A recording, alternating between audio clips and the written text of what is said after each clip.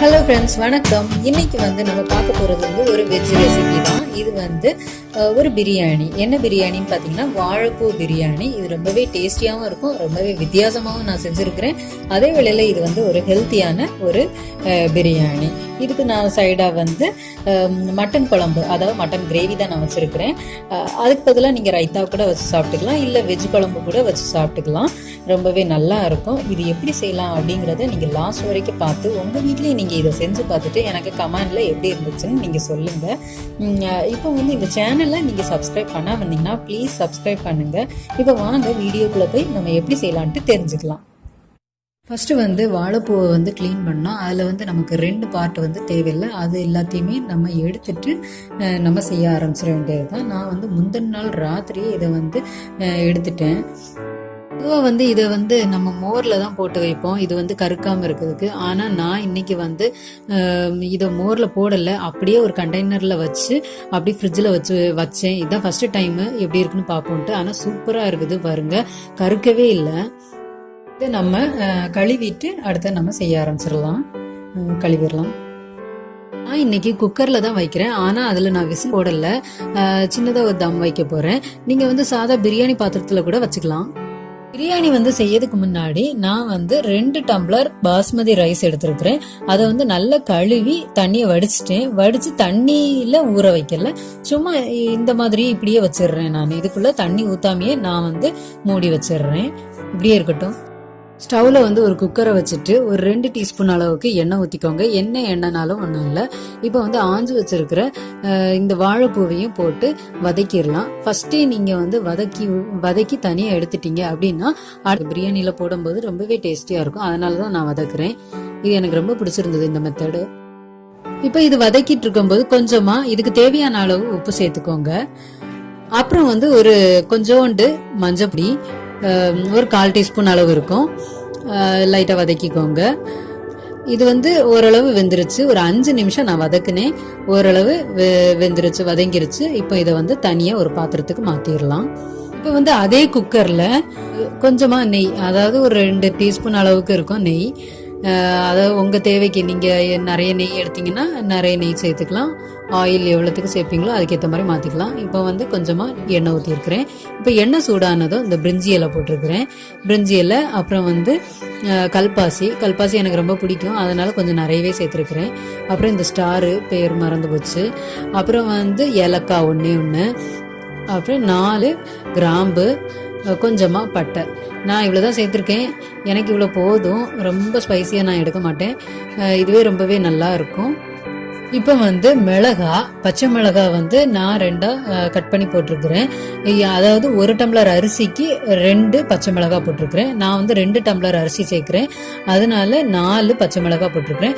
இது போக நம்ம மிளகா பொடியும் போடுவோம். காரத்துக்கு ஏற்ற மாதிரி மிளகாவை சேர்த்துக்கோங்க. மிளகா நல்லா வதங்கின பிறகு ஒரு பெரிய வெங்காயம் வெட்டி வச்சிருக்கிறேன், அதையும் இதுக்குள்ள போட்டுடலாம். நான் கூடையே 5 சின்ன வெங்காயமும் வெட்டி வச்சிருந்தேன், அதையும் இதுக்குள்ள போட்டிருக்கிறேன். சின்ன வெங்காயம் போடணும்னு அவசியம் இல்லை, போடணும்னா போட்டுக்கலாம், டேஸ்டா தான் இருக்கும். நல்லா வதங்கட்டும். இது வெங்காயமும் தக்காளியும் எந்த அளவுக்கு நம்ம வதக்கமோ அந்த அளவுக்கு நம்ம சாப்பாடு ரொம்பவே டேஸ்ட் கூடும். இப்போ இந்த வெங்காயத்தை கோல்டன் ப்ரௌன் கலர் வர்ற வரைக்கும் நல்லா வதக்கி வச்சுக்கலாம். 2 நிமிஷத்துக்கு பிறகு கொஞ்சம் உப்பு சேர்க்கிறேன். உப்பு சேர்த்துட்டு நல்லா வதக்கிக்கோங்க. இப்போ ஒரு 5 நிமிஷத்துக்கு பிறகு இஞ்சி பூண்டு பேஸ்ட் நம்ம சேர்த்துக்கலாம். இதுல ஒரு 1 டீஸ்பூன் நான் சேர்த்துருக்கிறேன், 2 டீஸ்பூன் கூட சேர்த்துக்கலாம். உங்களுக்கு இஞ்சி பூண்டு பேஸ்ட் பிடிக்காது அப்படின்னு நினைச்சீங்கன்னா கொஞ்சம் 1 டீஸ்பூனா நீங்க சேர்த்துக்கோங்க. சேர்த்து பச்சை வாசனை போற வரைக்கும் நல்லா வதக்கி எடுத்துக்கோங்க. இப்போ இஞ்சி பூண்டு விழுதோட பச்சை வாசனை போயிருச்சு. இப்போ 2 தக்காளி வெட்டி வச்சிருக்கேன், இந்த மாதிரி சின்ன சின்னதா, அதையும் போட்டு நல்லா வதக்கிடலாம். அதுக்கு முன்னாடி இந்த வெங்காயம் நான் ஒரு 12 நிமிஷம், மொத்தமா 12 நிமிஷம் ஆச்சு இது வதங்கிறதுக்கு. இப்போ பார்த்தாலே உங்களுக்கு தெரியும் எந்த அளவுக்கு வதங்கி இருக்குன்னு. அந்த அளவுக்கு வதங்கினாதான் ரொம்பவே டேஸ்டா இருக்கும். இப்போ தக்காளி நல்லா மேஷ் ஆகுற வரைக்கும் நல்லா வதக்கிக்கோங்க. இப்போ இதுக்கு கூடயே நம்ம மல்லி இலையும் புதினாவும் நான் சின்ன சின்னதா நறுக்கி வச்சிருக்கிறேன், அதையும் இதுக்கு கூடயே சேர்த்துடுறேன். நான் லாஸ்டா இது சேர்க்க போறது இல்லை, லாஸ்டா சேர்க்கணும்னால சேர்த்துக்கலாம், நான் ஆனா சேர்க்கல. இது எல்லாமே நல்லா வதங்குற வரைக்கும் நல்லா வதக்கி விட்டுட்டே இருங்க. தக்காளி போட்டு 4 நிமிஷம் ஆயிருச்சு. சூப்பரா மசிஞ்சிருச்சு தக்காளி.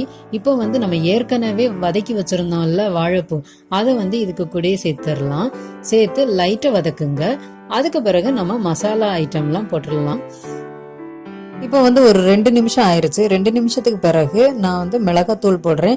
மிளகாய் பொடி வந்து ஏற்கனவே நம்ம பச்சை மிளகாய் போட்டிருக்கனால காரத்துக்கு ஏற்ற மாதிரி மிளகாய் பொடி போட்டுக்கோங்க. 1/4 டீஸ்பூன் போட்டிருக்கிறேன். எல்லாமே 1/4 டீஸ்பூன் தான் போடுறேன். அப்புறம் வந்து மல்லித்தூள் வந்து 1/4 டீஸ்பூன், மஞ்சள் பொடி வந்து 1/4 டீஸ்பூன் போட்டு லைட்டாக மிக்ஸ் பண்ணி விட்டுக்கோங்க. மிக்ஸ் பண்ணிவிட்டு 1 டீஸ்பூன் அளவு தயிர், இந்த தயிரையும் நம்ம இதில் சேர்த்துடலாம். இது கொஞ்சம் புளிச்ச தயிர் தான். இதையும் சேர்த்துட்டு லைட்டாக மிக்ஸ் பண்ணி விட்டுருங்க. மிக்ஸ் பண்ணிவிட்டு இதுக்கு தேவையான அளவு தண்ணி ஊற்றணும். இப்போ தண்ணிக்கு பதிலாக நான் வந்து தேங்காய் பால் தான் ஊற்றுறேன். அரை முடி தேங்காவை பால் எடுத்து வச்சுருக்கிறேன், அதை தான் நான் ஊற்ற போகிறேன். ஃபஸ்ட்டு தேங்காய் பாலையும் செகண்ட் தேங்காய் பாலையும் நான் மிக்ஸ் பண்ணி வச்சுருக்கிறேன். அது பத்தலை அப்படின்னா 3rd தேங்காய் பாலை நான் யூஸ் பண்ணிக்குவேன். அதாவது 1 கப்பு ரைஸுக்கு 1.5 கப்பு தேங்காய் பால் நான் ஊற்றுறேன். இதுதான் அளவு, அதுக்கேற்ற மாதிரி ஊற்றிக்கோங்க. தண்ணி கூட ஊற்றலாம், தேங்காய் பால் ஊற்றினா இது டேஸ்ட்டாக இருக்கும். அப்புறம் வந்து நம்ம ஏற்கனவே நம்ம வச்சுருந்தோம்ல, கழுவி வச்சுருந்தோம்ல ரைஸ், அதையும் இதுக்கு கூட சேர்த்துடலாம். அப்புறம் இதுக்கு தேவையான அளவு உப்பு சேர்த்துருங்க. அரிசியும் சேர்த்துருங்க. சேர்த்துட்டு குக்கரை வந்து மூடி வச்சிடலாம். மூடி வச்சு லாக் பண்ணிட வேண்டாம், விசிலும் வைக்க வேண்டாம். நல்லா கொதிக்கட்டும். ஃபஸ்ட்டு வந்து ஹை ஃப்ளேம்லேயே வச்சுக்கோங்க. தண்ணி வத்துற வரைக்கும் ஹையாகவே இருக்கட்டும். இது நான் திறந்து பார்க்குறேன். பாருங்க, நல்லா வத்திருச்சு, 1/4 அளவு வெந்துருச்சு. அங்கங்கே தண்ணி இருக்குது. இந்த மாதிரி இருக்கணும். இந்த மாதிரி இருக்கும்போது லைட்டாக அந்த மாதிரி மிக்ஸ் பண்ணி விடுங்க. இந்த மாதிரி கிண்டி விடுங்க. கிண்டி விட்டுட்டு சைட்லோடி கொஞ்சம் நெய் ஊற்றிக்கோங்க. நெய் ஊற்றிட்டு இப்போ இது வந்து பெரிய பர்னரில் இருக்குது. இனி வந்து பெரிய பர்னரில் நான் வைக்கல, சின்ன பர்னர் இருக்கிறதுலே சின்ன பர்னரில் பற்ற வச்சு இதை வச்சிடலாம். அதையும் நான் சிம்மில் தான் போட்டிருக்கிறேன். சிம்மில் போட்டுட்டு நம்ம லிட்டு வந்து இந்த மாதிரி மாற்றிக்குவாங்க, அது வேண்டாம். இதுக்கு மேலே ஒரு இடிகல்ல வச்சிடுறேன். வச்சுட்டு ஒரு 10 நிமிஷம் மட்டும் அடுப்பில் இருக்கட்டும். அதுக்கு மேலே நீங்கள் வச்சிடாதீங்க. குக்கர் மூடியில் வந்து இந்த வெயிட்டை எடுத்து வைக்கிறதுக்கு கொஞ்சம் சேஃப் இல்லாத மாதிரி தெரிஞ்சது, அதனால தான் அப்படி பண்ணேன். இப்போ வந்து 10 நிமிஷம் ஆயாச்சு. இப்போ திறந்து பார்த்துடலாம் நம்ம. இப்போ பாருங்க, சூப்பராக வெந்துருச்சு. அதே மாதிரி குழையவும் இல்லை, அழகாக உதிரியாக இருக்குது. ரொம்பவே நல்லா இருக்கு. நீங்களும் உங்கள் வீட்டில் செஞ்சு பாருங்கள். செஞ்சு பார்த்துட்டு கமெண்டில் சொல்லுங்கள். இன்னொரு வீடியோவில் நான் உங்களை சந்திக்கிறேன். பாய்.